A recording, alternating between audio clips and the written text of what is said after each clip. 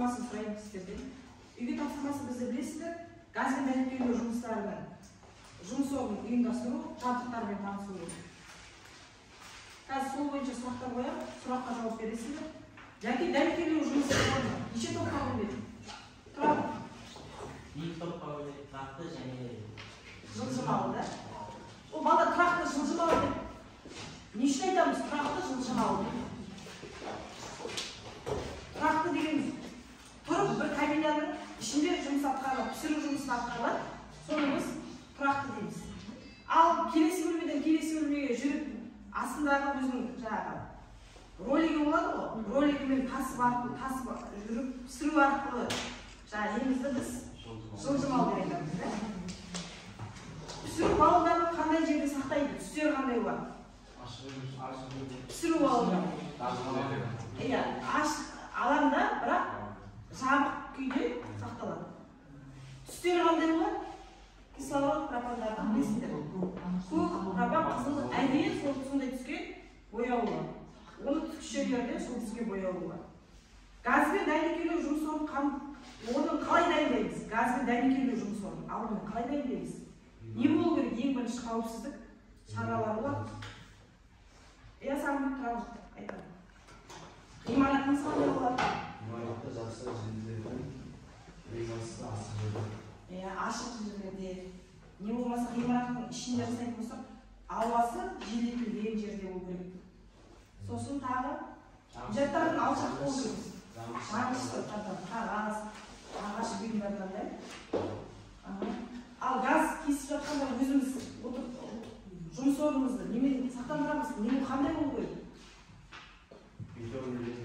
Иә, біздің мынандай жерге келіп, біз пісіру жұмысын атқара алмаймыз. Еденіміз біздің бетоннан жасалады да, цементпен төселген болады. Ал егер үстелде жасалатын пісіру жұмысы болса, үстеліміз қандай болады?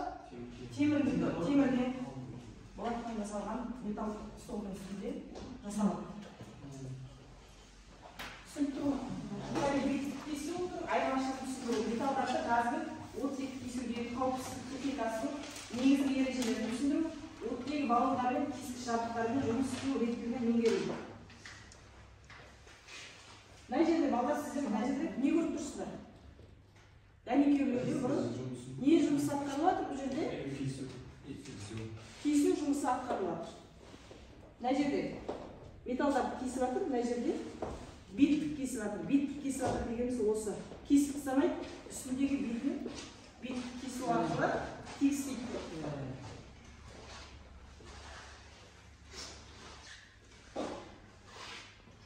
Сіздерге енді қазір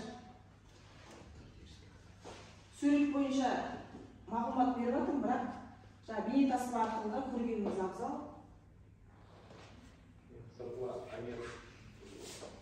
Для того, чтобы до внутренней поверхности сопла нам необходимо понизить его мощность. Это концентрируется немного повышено. Оқушылар мына жерде жаңа біз резак деп айтады ғой, резак деп айтып жүрсіз, бірақ біз оны кескіш деп айтамыз. Қазақша кескіш деп айтамыз. Мына жерде түтікше арқылы бізге жаңа не деді?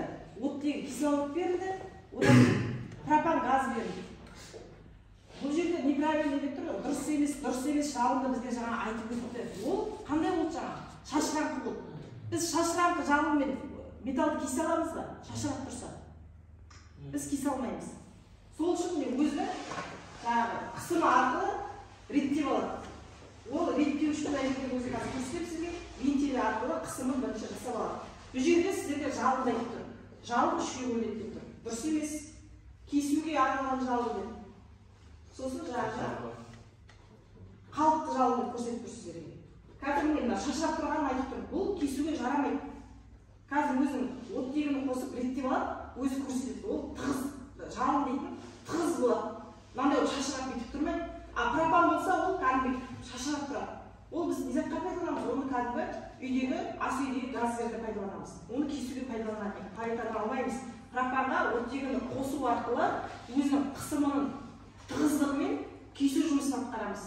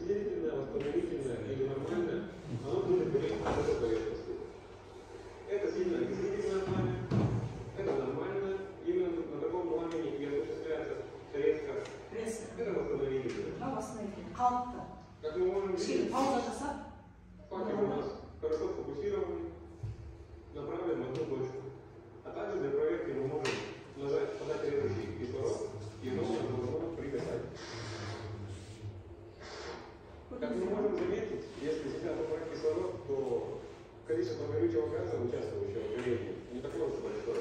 То есть, как мы видим, нет, очевидно, особо. Сейчас буду резать двухмиллиметровую сталь, и по ней будет очень хорошо видно. Алар түсінікті болды ма? Герметичная. Ары қарай келген өздеріңіз сілтеме арқылы, чатқа жіберіп сілтеме арқылы қарап аласыздар. Түсінбеген жерде сұрауға болады. Ол жерде уақыт біріншіден жылдам ескерту керек. Ана бүйтіп тұратын болса, онда жаңағы қысымы тығыз жалынмен кесілу керек.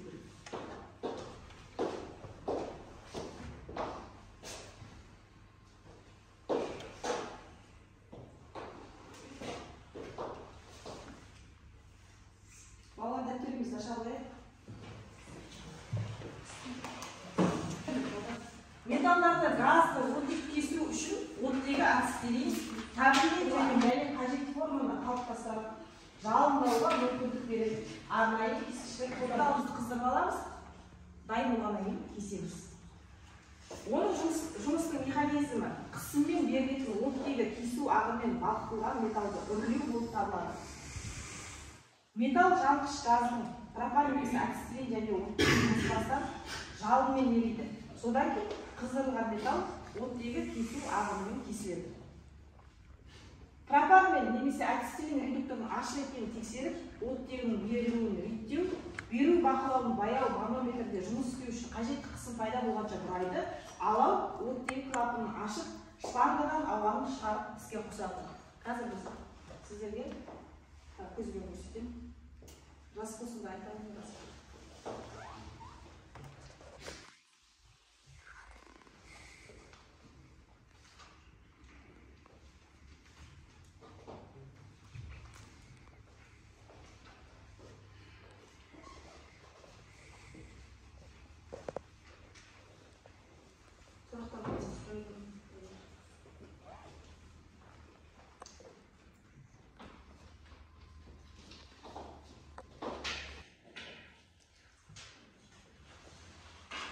Бірінші кесу жұмысын ұйымдастырғанда, газбен кесу үшін жұмыс орнын ұйымдастырады.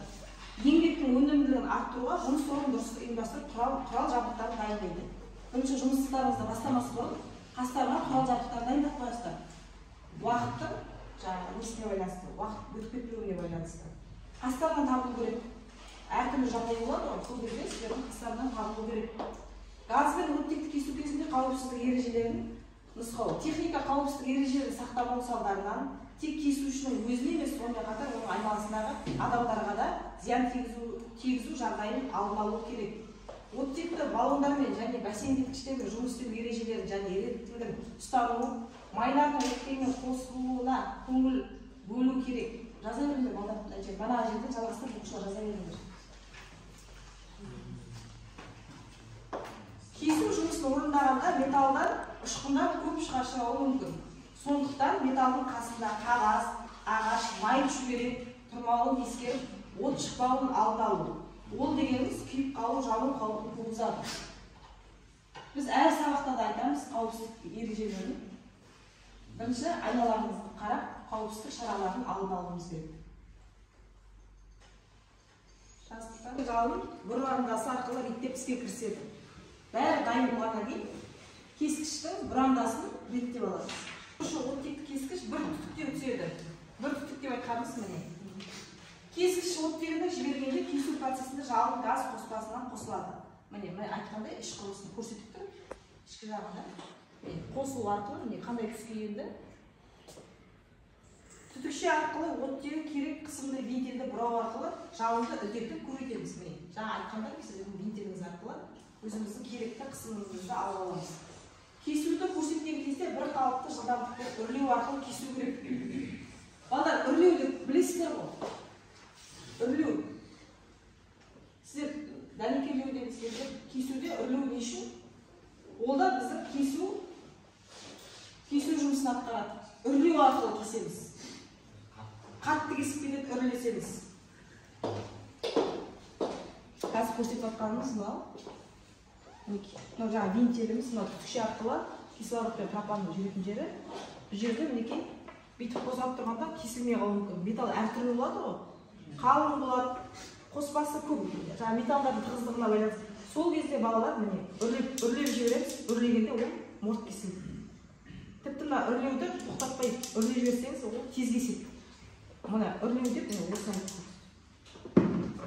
жасықтама, қажетсіз.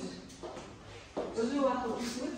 Себебі баяу жылдамдықпен кесетін болса, қажетті мөлшерде жылыту берілмейді, кесу процесі тоқтап қалып, ол не істейді? Манағындай деформацияға ұшырайды. Үрлемесек, деформацияға ұшырауы мүмкін.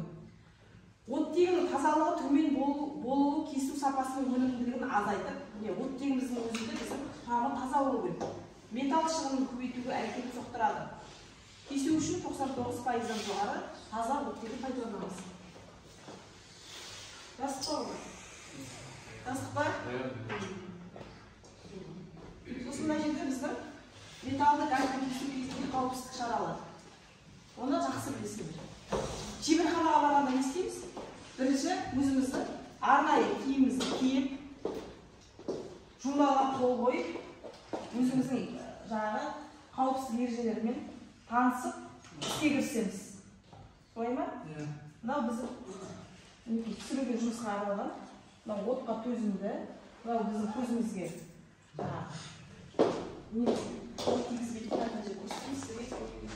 жазып, балдар мына жерін жазып алғанда оқушылар дәптерімізді ашып жазамыз.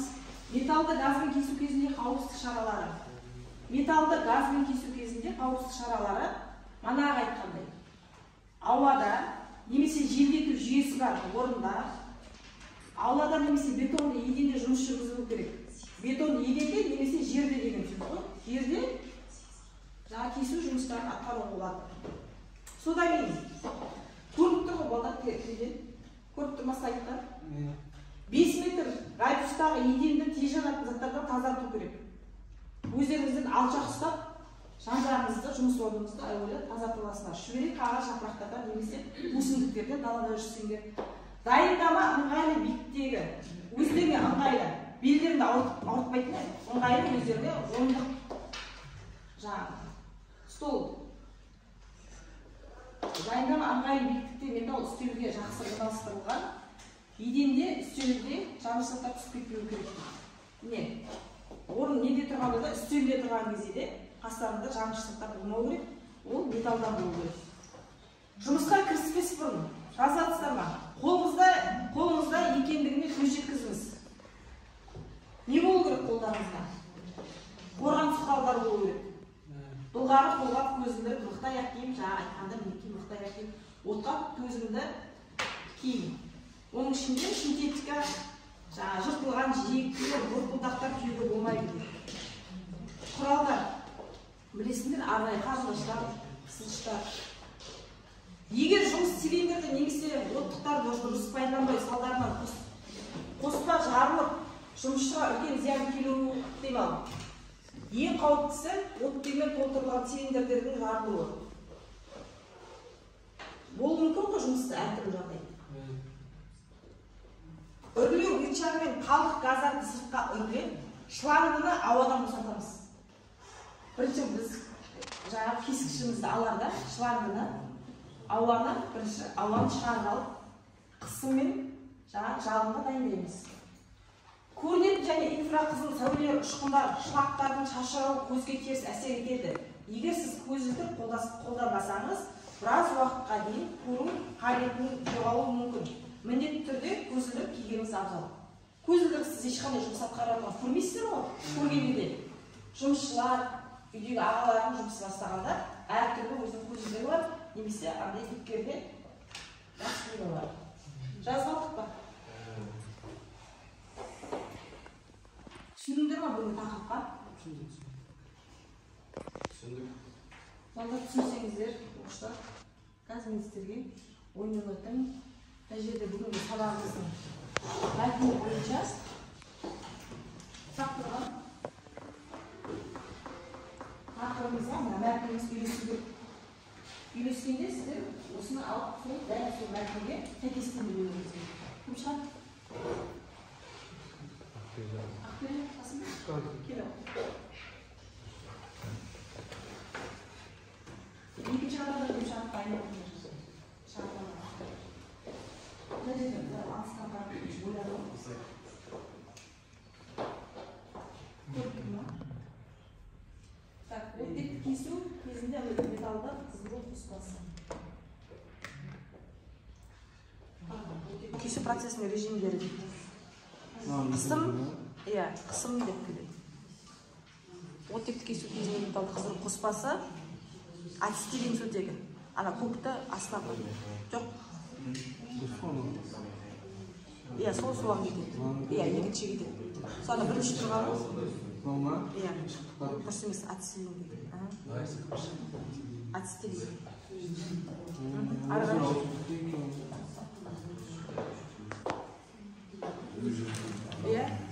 Так, жоқ. Енді қалған өзіңіз ойланып жасаңыз. Бүгін жаңа мағлұмат бәрі жерде айтты. Кесу кезіндегі деформация. Жұмысты қате жасалуы деформация. Пішіні қандай болу керек?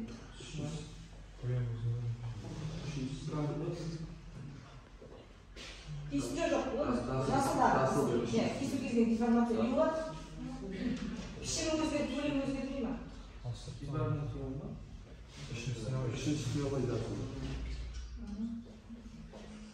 Енді екі өзін айтпаймыз балдар, өз тапсын. Газ кескіш түтігі. Газ кескіш түтігі. Жоқ, айтпаңыз. Газ кескіш түтігі.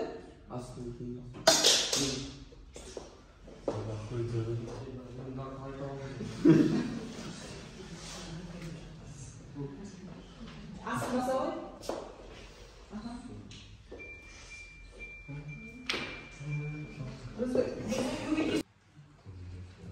Бөліп және тексте кеседі. Дұрыс. Демек тақырып бар. Қапталды. Қапталды. Айтпаймыз ба, оқушылар? Дұрыс.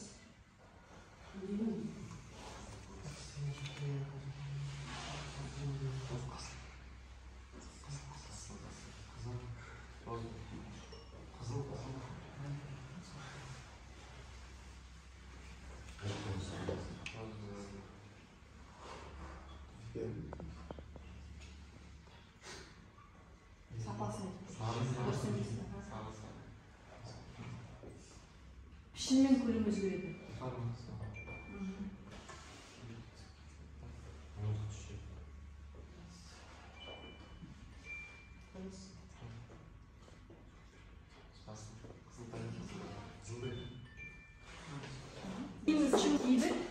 Жан-жағымыздың бәрін тазарттық. Мезоттан тазартуымыз керек, жанғыш заттардан солай ма? Майлы шүмектен қолдарымыздың өзі май болмау керек, таза болу керек. Сосын алдымен газ кескішімізді бастаймыз. Баллонымыз келді біздің қасымызға. Содан кейін біз редукторымызды реттейміз. Кескішімізді алғаннан кейін оның мінекей вентильдері бар. Неге бұл екі түске боялып тұр? Дұрыс айтасыздар. Аяқ білетін. Мынау біздің түтікшеміз. Кері қалатын деп айтқан. Бұл мезетте бұл жөнінде видеода да айтты, дегенмен естеріңізде қалмайтын шығар. Бұл жарылыс тудырмауға. Мынадағы қатты қысымдағы газ кері кеткенде ол мына біздің шлангымызды жақындап, үлкен қауіп төніп, баллонымыз жарып кетуі де мүмкін. Енді бұрынғы кезде бұлсызда жұмысты атқарған. Бірақ ол өте қате. Қазіргі кезде мынағанда жалғанады, сосын мына шлангының редуктордың бойына да жалғанады. Көп. Бұл даже дара-дарада бұны алып сататын жерде көрдік. Содан кейін біз реттегішіміз алып отырмыз. Бұл да солай. Сіздерге бір түс емес, екі түсте көрініп тұр. Қайсыған жалғану керек екенін белгілі. Мына жерде ұшырақ, міне. Қалғанат несі бар. Шланг түтікше арқылы, мына жерде мінекей. Бұл арқылы жалғанатын. Көріп тұрсыздар ма? Сосын мына жерде неге 3 түтікше, неге 2 шылам деп тұрсыздар ғой? Мына біреуі иә, ауанды үрлейді, жаңа тез кесу үшін үрлейді. Түсінікті болды ма? Иә. Мына шланг арқылы мынаның бір жағы біздің газ баллонға жалғанады, мынау түтікшемізге жалғанады. Түсінікті ма? Сосын мана сіздерге көрсеткен мына жердегі жалынды айтып тұр. Осы жердегі жалынға өзіміздің керекті жалынымызды реттеп аламыз. Содан кейін қасымызда әрдайым осы қобдишамыз болады. Оның ішінде не болады? Жаңа не істейді деп көзімізді қорғаймыз. Себебі көпке дейін көзімізді көрмеу, көрмей қалуымыз мүмкін деп тұр ғой. Соны алдын алу үшін әрдайым қасымызда очкилер, маскалар болуы мүмкін. Сосын жаңа біз оттық туралы қандай оттық пайдаланамыз? Қазір оттық пайдаланамыз ба? Кескішті кескенде өзінің оттығы от. Өзінің оттығы болады. Осының жағы болады, осы жүреді. Мынау кілең уағызаттар боласың міне, осыны қобдишада сақталуы керек. Қобдишамызға уағызаттарымызды алып жүрміз де, заттарымызды әкеліп қоямыз, жан-жағымызға қараймыз, сосын киімімізді киіп, іске көшеміз. Шығып, QR-кодпен немесе мына номер санмен тіркелі шығып ойымызды бастап кетейік. Шағылында кім шат тесікке, дағында ойынға шағыл. Сағым шағыл.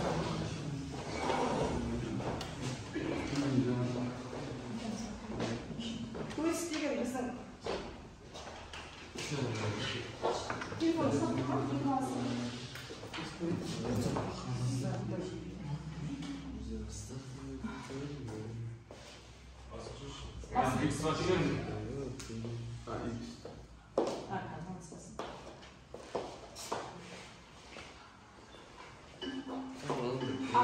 тұрған, амандық саған кедергі келіп тұрып жақын тұрсың, яқтан қара көруіне жақсы. Ал бастайсың.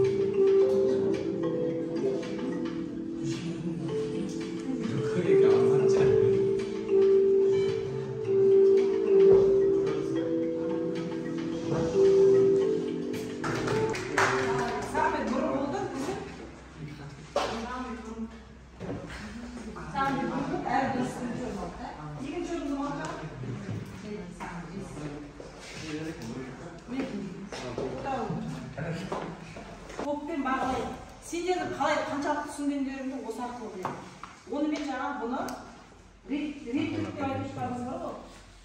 Жаңа айттым ғой. Бірінші біз қасымызға баллонымызды аламыз, одан кейін редуктор, одан кейін жаңағы шлангымызды қойып аламыз, кескішімізді қоямыз. Соның бәрін ретімен айтасыңдар.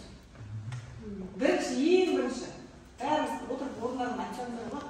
Ең бірінші кескіш жұмысын бастамасы қойдың, оттегін кесу жұмысын бастамасы қойдың. Нені бастайын?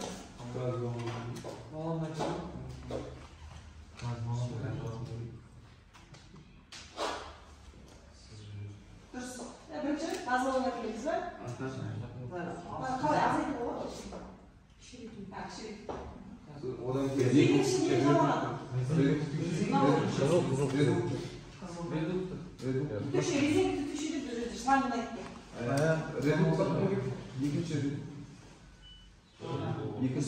Кім айтты? Кім айтты?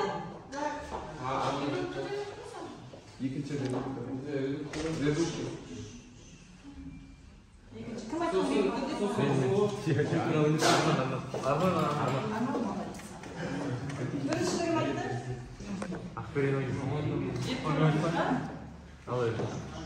Үшінші не қалады?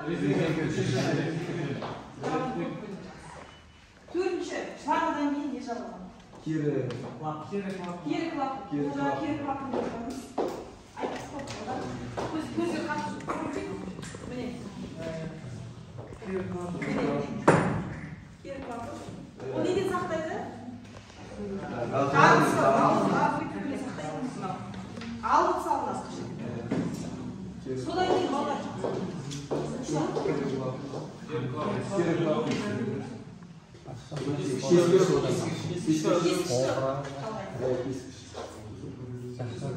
Sosu жағы Бестік ма дейді?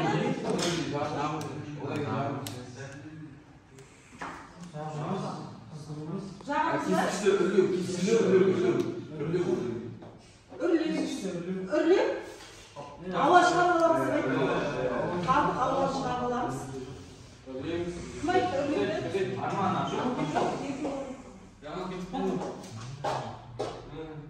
Жақсы кетеміз. Үрлейтінді біліп болшы. Содан кейін үрлейтінді жақпаймыз ба? Металда қыздырып сосын металды кесу. Металды қыздырып арқылы дайындап алмаймыз ба? Кесеміз. Дұрыс.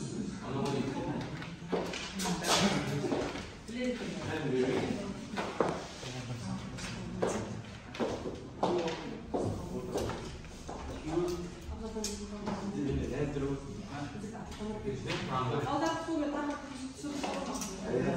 Дәптерлер, кітаптарымызды ашайық. Үйге тапсырма. Мына біз қолымыз ғой, металларды жоғалтып язып түсіндіріп қалып оқуды. 247 бет. Соның ішінде мына сұрақтарға жауап дайындап келесіздер. Лазер кесу үшін жұмсаудың қалай ұйымдастырылады? Дайындауға болады, кесу үшін жанын қалай реттейді? Металл бетін кесуде қауіпсіздік техникалық ережелері қандай? Газ ішіне кесуші аппарат жабдықтарын жұмысқа қосу тәртібін маған көрсетесіздер. Осы бойынша сабаққа дайындап келеміз. Қазір сіздердің алып қарап